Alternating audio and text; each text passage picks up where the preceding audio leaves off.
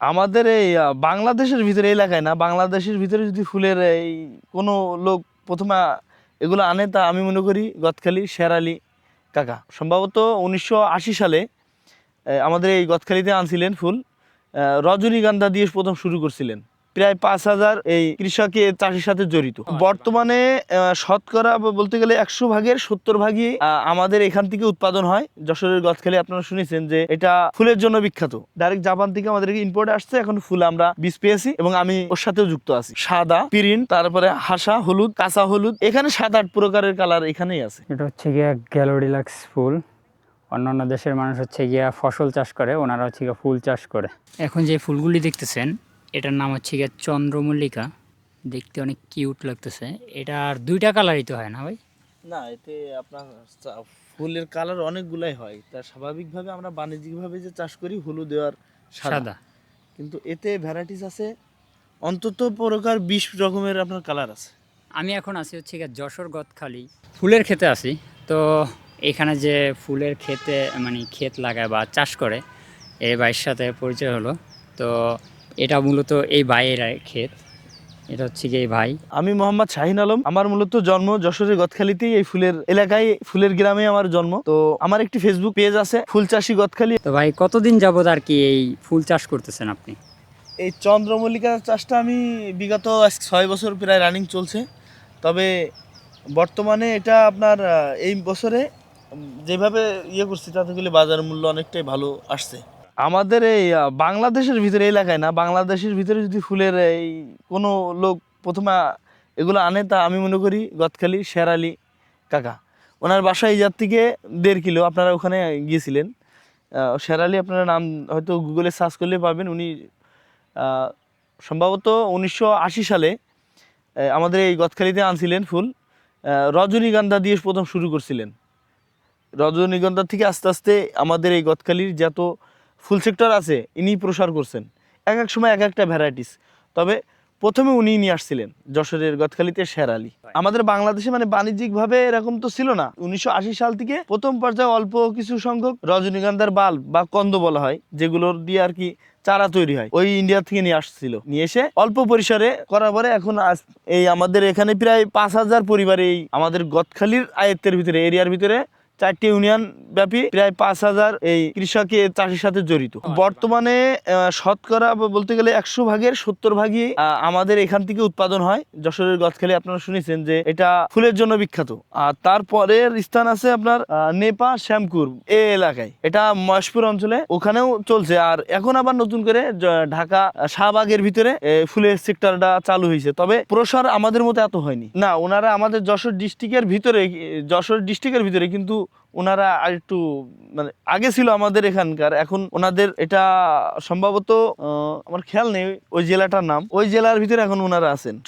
চুয়াডাঙ্গার শ্যামকুরে এটা এখন বর্তমানে ওনারা বাণিজ্যিকভাবে চাষ করছেন। তবে আমাদের মতো এত পরিমাণ ওনারা অগ্রসর হতে পারেনি, কারণ আমরা এখানে সেক্টর অনেকটাই বড়, কারণ এখানে চাষিও বেশি। এখানকার মার্কেট প্লেস আপনারা অবশ্যই দেখেছেন যে মার্কেটটা কত বড়। সকালবেলা ভোর 5টা থেকে শুরু হয় আমাদের এখানকার এই ফুল বাজারটা। এখান থেকে 8টা, 8:30টার ভিতরেই ফুল বেচা কিনা শেষ হয়ে যায়। আর এখান থেকে সুবিধা আরেকটা হলো পরিবহন যে ব্যবস্থাটা খুবই চমৎকার। সরাসরি যে বাংলাদেশের 64 জেলার প্রায় অধিকাংশ বাস এখানে পাওয়া যায়। আপনারা অবশ্য দেখছেন যে এখান থেকে আমাদের ডাইরেক্টও 2টো গাড়িও আছে, ট্রাক, আবার যত রকমের পরিবহন আছে সমস্ত পরিবহনে এখান থেকে পুরো মার্কেট যেসব জায়গায় ওনাদের পৌঁছানোর দরকার ফুল, সব জায়গায় পৌঁছাতে ওনারা পারেন। এই জন্য সুবিধাটা বেশি। আর চুয়াডাঙ্গার বিশেষ করে কি ওনাদের ওখানকার মার্কেট তেমন নেই, কিছু ব্যাপারী আছে, ওনারাই কৃষকের কাছে যায়, কৃষকের কাছ থেকে ওনারা এগুলো ক্রয় করে বিভিন্ন জায়গায় ওনাদের একটা সিন্ডিকেট সিস্টেমে ওনারা মাল ব্যবসা করে। কিন্তু আমাদের এখানে একটা সুবিধা হলো যে আমি চাষি, আমি সরাসরি ডাইরেক্ট আমি যার ইচ্ছা তার কাছে মাল বেচতে পারবো। ফুল কাঁচা পাইকারি বাজারে তো আছেই, পাইকারি যে ক্রেতা আছে আমাদের সাধারণ ক্রেতার তো আছেই, তারপরে পাইকারি বাজারেও তারা বিক্রি করতে পারে। এগুলো সুবিধা সব দিক থেকে আছে। তো মানে 17 থেকে 18 প্রকারের ফুল আছে এই মাঠের ভিতরে।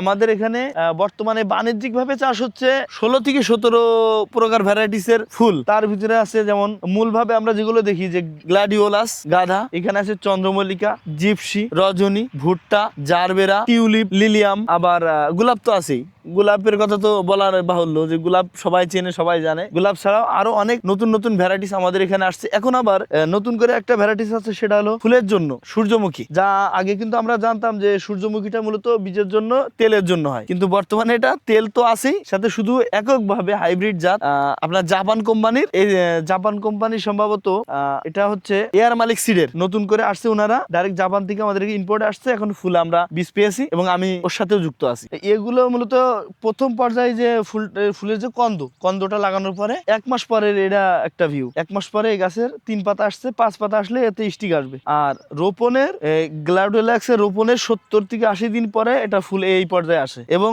90 দিনের ভিতরে প্রায় পুরোপুরি ফুল হারভেস্ট করা সম্পূর্ণ হয়। এবং 120 থেকে 135 দিনের মাথায় এর কন্দক বা বীজগুলো অনেকটা পেঁয়াজের, দেখেন এখানে দেখেন বীজগুলো অনেকটা পেঁয়াজের মতো দেখা যায়, কিন্তু এগুলো কিন্তু পেঁয়াজ না, এগুলো হচ্ছে এর বাল্ব বা কন্দ। এটা আবার সামনের জেনারেশনে, সামনের জেনারেশনে এটা আবার রোপণ করার পরে এই পর্যায়ে আবার ফুল আসবে। ফুলের ভিতরে যেমন আমি বলছিলাম যে চন্দ্রমল্লিকা যেমন বিভিন্ন রকমের ভ্যারাইটিস আছে, এতেও তাই, এতেও 16-17 প্রকারের ভ্যারাইটিস আছে, এতে বিভিন্ন কালারের হয়। তো বর্তমানে এই ক্ষেতে 4-5 কালারের আছে। আপনারা দেখুন, একটা সিঁদুর, সাদা, পিরিন, তারপরে হাসা হলুদ, কাঁচা হলুদ, এখানে 7-8 প্রকারের কালার এখানেই আছে। তো এইভাবে 7-8 প্রকারই হবে। দেখুন এক একটা এক এক কালার। এটা হচ্ছে আপনার পিরিন, এটা সাদা, পিরিন কালার, আর এটা হচ্ছে সাদা ম্যাচুড, পুরো সাদা। এইটা হচ্ছে সিঁদুর, এটাও সিঁদুর। আর এটা হচ্ছে তার থেকে একটু ভিন্ন কালার, হাসা, এটা মকমেল বলা হয় অনেক সময়। আবার এটা হচ্ছে হলুদের ভিতরে হাসা হলুদ। আর আরেকটা আছে ওখানে দেখা যাচ্ছে, ওটা হচ্ছে ডাইরেক্ট পিওর হলুদ। এইভাবেই আর কি বিভিন্ন কালারের ফুল আমাদের এখানে চাষ হচ্ছে। গোলাপে এটা 12 মাসই ফসল, এটা শীত বর্ষা গরম সবসময় হয়। তবে শীতের থেকে গরমকালে আপনার এর ফলন বেশি হয়। শীতকালে ফুলটার কোয়ালিটি ভালো হয় কিন্তু ফুলের ফলন কম থাকে। আর গরমকালে ফুলের চেহারা তত একটা ভালো থাকে না, তবু এতে ফলন ওই সময় এর থেকে 3 ডাবল। যদি এখন 1 বিঘা বা 33 শতাংশ জমিতে যদি 1000 থেকে 1500 ফুল হয়, ওই সময় 3 থেকে 4000 ফুল হয়। এটাই হচ্ছে প্লাস পয়েন্ট। কিন্তু বাণিজ্যিক ভাবে এটা 12 মাসই হয় এই গোলাপের চাষটা। অন্যান্য ফুলের ভিতরে আছে আপনার যেমন রজনী, গ্যালোডিলাক্স, এই সবগুলো 12 মাস হয়। আছে কিছু জাত যেমন জারবেরা, এগুলাও 12 মাস ফুল ফোটে। এগুলো হচ্ছে গোলাপ গাছ। তো এইখানে এই যে ছোট ছোট গোলাপ আর কি হইতাছে। আর এই যে একটা গোলাপ, এই যে এখানে ছোট ছোট গোলাপের কলি বের হয়েছে। তো এগুলি কলি বের হইলেই কাইটা আর কি বাজারে নিয়ে যায়। তো আজকে এটা কাটবে, মানে সকালে কাটা শুরু করবে 9টা-10টার পরে, এবং কি এটাকে কালকে সকালে নিয়ে যাওয়া হবে বাজারে বাজারজাত করার জন্য। আর এগুলি দেখতেছেন, এগুলি হচ্ছে জাউ গাছ। এখানে জাউ গাছও চাষ করা হয়। অনেক সুন্দর সুন্দর, অনেক সুন্দর গাছগুলা দেখতে, খুবই ভালো লাগে, চমৎকার।